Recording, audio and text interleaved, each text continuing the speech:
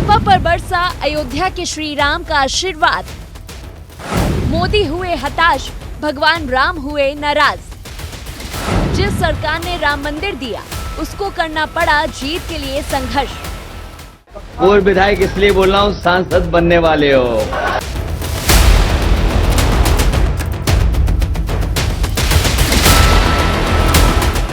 देश में हिंदुत्व की राजधानी मानी जाने वाली सीट अयोध्या में बड़ा खेला होता हुआ नजर आ रहा है, जहां बीजेपी पूरे फुल कॉन्फिडेंस में थी कि अगर हम राम को लाए हैं तो जनता हमें लाएगी। लेकिन इन सारी उम्मीदों में पानी फिर गया है। बीजेपी जहां जय श्री राम के नारे से पूरी अयोध्या में चीख चीख कर कहती रही कि मोदी सरकार ने राम मंदिर का वादा पूरा किया, तो वहीं आज अयोध्या से बीजेपी झटका खाती हुई नजर आई।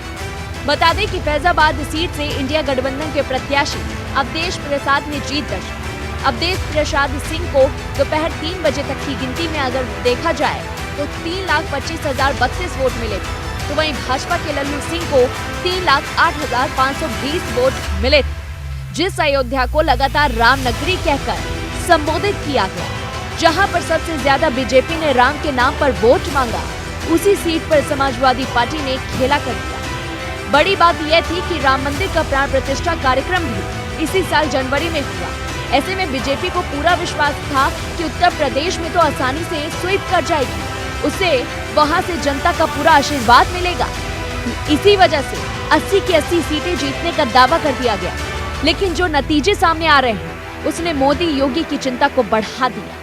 समाजवादी पार्टी ने बड़े स्तर पर यूपी में सेंधमारी की है। उन इलाकों में जीत के करीब पहुंच चुके हैं जहां पर पिछले चुनाव तक बीजेपी को बड़ी बढ़त मिली थी। राम मंदिर का मुद्दा वैसे तो पूरे देश के लिए अहम था, लेकिन उत्तर प्रदेश के लिहाज से कुछ सीटों पर इसका सबसे ज्यादा प्रभाव था। अब फैजाबाद सीट तो केंद्र में थी ही, इसके अलावा गोंडा, केसरगंज, सुल्तानपुर, अंबेडकर नगर, बस्ती सीट पर भी राम मंदिर का काफी प्रभाव था।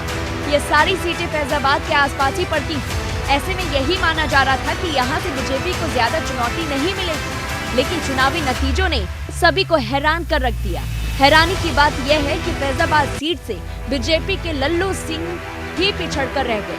जिस अयोध्या को लगातार रामनगरी कहकर संबोधित किया गया, जहाँ पर सबसे ज्यादा बीजेपी ने राम के नाम पर वोट मांगा, उसी सीट पर समाजवादी पार्टी ने खेल कर दिया। बता दें कि देश के सबसे बड़े सूबे उत्तर प्रदेश के अब तक सामने आए नतीजों ने सबको चौंका कर रख दिया।